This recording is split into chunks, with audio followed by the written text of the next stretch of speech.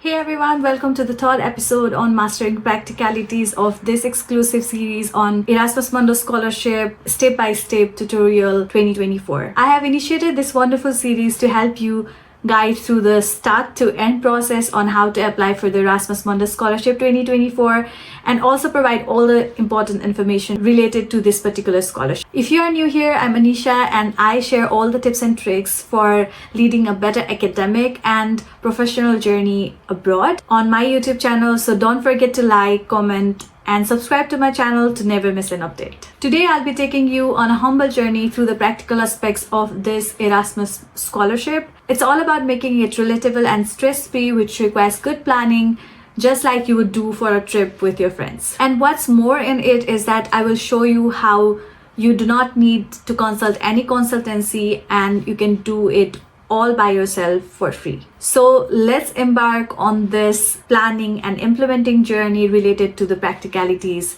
for the Erasmus Mundus Scholarship 2024. And the big question for this video is, can you manage all the practicalities related to the Erasmus Mundus Scholarship by yourself? Let's find it out in today's video. The visa adventure based on my experience. First, let's start with the visa adventure. I'm calling it an adventure because it can be quite a roller coaster ride in the beginning. Talking about the visa process, I will share my experience that I went through when applying for student visa from Nepal for Denmark, because my first year was at the University of Copenhagen, Denmark. Let us start with the first stop, which is going to be the embassy or the VFS Global website. The very first thing that I did was to visit the VFS Global, which is the Visa Facilitation Services Global Nepal's website, because for us, we don't have a Danish embassy in Nepal, so we have to apply for visa using the VFS Global. And hence, I first visited the website to get more information on how to apply for the visa. But in case your country has an embassy for the country that you are applying for, you will be visiting the embassy's website. On their website, you will generally find a section called How to Apply for Student Visa or Applying for a Visa section, where they will have a fantastic list of things that you have to follow, and most probably also a step-by-step guide which will cover all the different steps that you have to follow to apply for the visa. This guide is your roadmap. It gives all the information regarding your visa type, all the application documents that are needed for you to apply for the visa, application timelines, and fees. Remember, if your documents are not in English, then you might have to translate them in English before applying for the visa. Number second is identifying your visa type. Once you're on the website, it is important that you understand your visa type. So for this case, as you will be applying for the student visa, you have to make sure which particular visa type is for students who want to study in that particular country. It's like choosing the right ticket for a concert.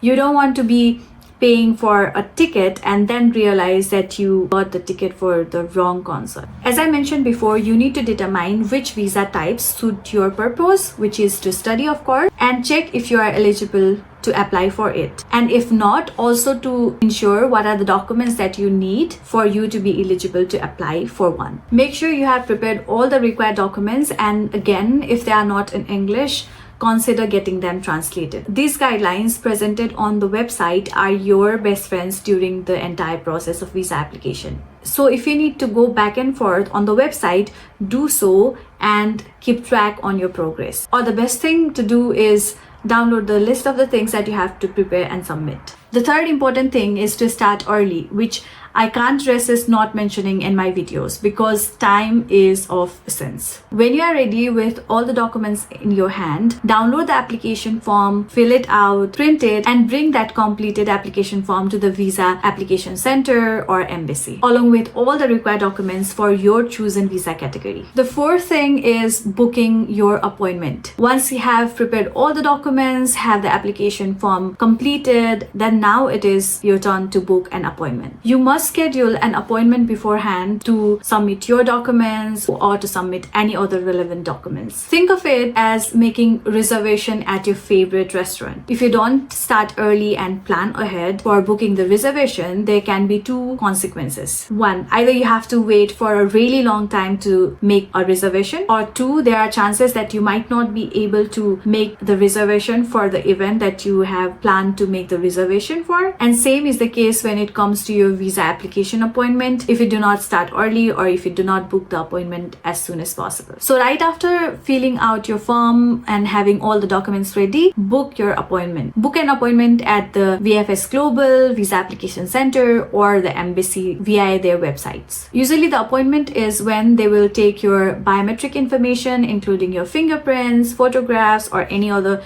important documents that you have to submit based on the country you are applying to. Once you have booked your appointment, you will receive an email confirming your appointment schedule, usually along with the appointment letter. So number 5 is paying your visa fees. You will generally need to pay your visa fees before the appointment. If you download and print the necessary form, then you can make the payment at the visa application center or embassy during your appointment as well. Again, it can differ based on the country that you are applying to, so please make sure that you follow the information that they have in their website. In my case, I was also asked to present a bank related draft, which is called a demand draft, as far as I can remember it correctly, where I had to get a document more like a check from a bank after paying certain amount that was mentioned for the visa process, and then present it to the VFS Global during my appointment. So if there is one thing that I want you to ensure, is to ensure that you have all the documents, fees, whatever is necessary that is written on the website ready before you appear for your appointment. So once the appointment has been scheduled, the next thing of course is to attend the scheduled appointment. So imagine the big day arrives and you have to show up in the visa application center or the embassy for your scheduled appointment. Make sure that you are at least 15 minutes earlier, because it will give you some time to look through your documents and compose yourself before you appear for the appointment. This is where you will submit your completed visa application form and all the necessary documents that you have to submit. The 7th thing is to stay informed about your visa application progress. Now the waiting game begins, but you don't have to worry because you will be able to track progress on your visa application. They will usually send you email updates when a decision has been made for your visa. If you prefer SMS updates, you might have that option too. It's all about staying in the loop so that you don't miss out on any important information when it comes to your visa. You can also track your application status online by using the reference number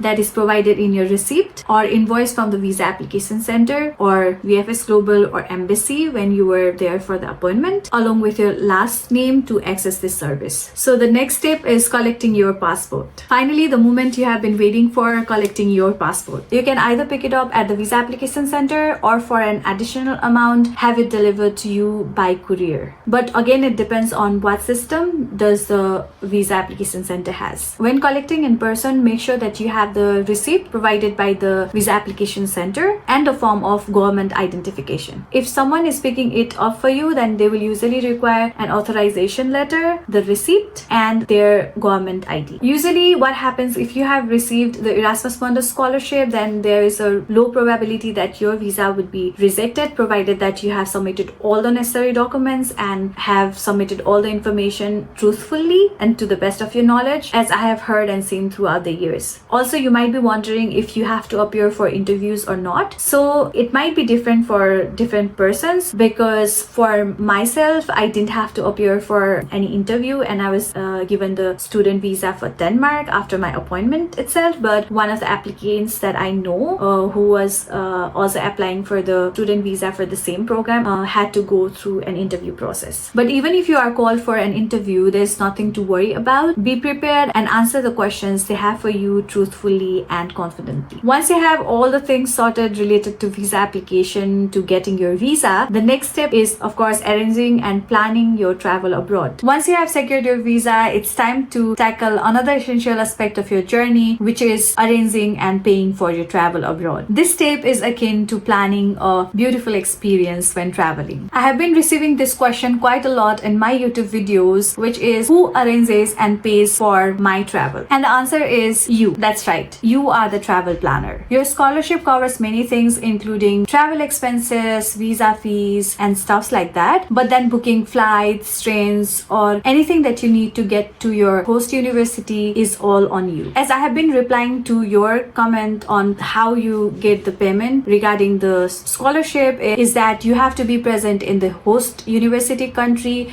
and also have a bank account opened before you can receive the scholarship amount. And do know that the allowance, which has been increased to 1500 euros per month, which was 1000 euros per month during my period, make sure that it covers all the different expenses as such. I do understand that it might be difficult for you to manage the expenses related to visa fees, travel expenses, or securing accommodation, but I can guarantee you that it is 100% worth it. It is a genuine investment in yourself to explore, live, and study in the best universities in Europe or abroad in general. So grab your passport, do your research, and plan ahead. It's not just about the destination, it's about the journey too. So make sure you enjoy that journey. And the best part, no need for an expensive travel agency or consultancy to do your visa or travel related things, because you can do it by yourself with ample amount of research and time given for the purpose. You've got this. Do it all by yourself. I know it sounds difficult when you start, but as I mentioned, with time and research, you can do it, because I did it too. So there's no question on why you cannot do all these things by yourself. After booking the flights and everything, the next important thing is finding accommodation.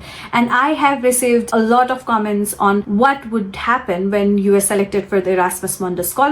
How would you manage your accommodation? Is there anything that the universities or the program will help you regarding finding accommodation or stuffs like that? So today we'll be answering that question as well. So picture this. You have received the golden scholarship admission letter to your dream European university or program. You are excited, and rightly so. But then comes the question, how do I find an accommodation in my host university? Don't fret. Your host university has your back in this case as well. Once they have sent you the admission letter, they will send all the detailed information on the different accommodation options that you have when the time comes. So you don't have to worry beforehand. Your host university is more like a travel buddy who wants to make sure that you have all the important information that you would need to secure an accommodation before coming to the host university country. Sharing my experience, you will be provided with a list of different options for accommodation that you can apply for by the university via email. And if you want to stay in the university's dormitory itself, then they will also provide you the exact date and time when you must select the accommodation type that you want. And I also think you have to submit the deposit as soon as possible. During our times, we had a long waiting list, which I think would be the case for most of the applicants as well, because there will be a lot of students coming in those universities. So be sure to be online on time and decide well ahead what kind of accommodation you need, so you can choose the particular accommodation type right away and secure the right place for you immediately. Now the real adventure begins. Your accommodation has been sorted, your visa has been granted, and you are all set for travel. It's time to explore new culture, make new friends from all around the world, and truly embrace this opportunity to study in the world-class universities located in Europe. Remember, your journey starts with preparation, and you are fully capable of making it happen. I wish you all the very best of luck, and may your education adventure be as exciting. So it's a big yes to the question of today's video. You can do it all by yourself without paying any pricey consultancy fees. Thanks for joining me on this planning plus implementation practical journey. If you found this video helpful, then don't forget to like, comment, and subscribe to my channel, because this allows me to deliver my real life experiences and information and help thousands of prospective international students like you who want to make their dream of studying abroad in globally recognized universities universities happen. And yes, don't forget to subscribe because I don't think you would like to miss on such an exclusive series, including this one on Erasmus Mundus Scholarship Step-by-Step Tutorial 2024, which has all the valuable tips on various aspects of studying in your dream university abroad with the Erasmus Mundus Scholarship. Talking about the exclusive series, I bet you would not want to miss previous 2 videos of this exciting series. So go watch them now and I'll see you there. Bye bye.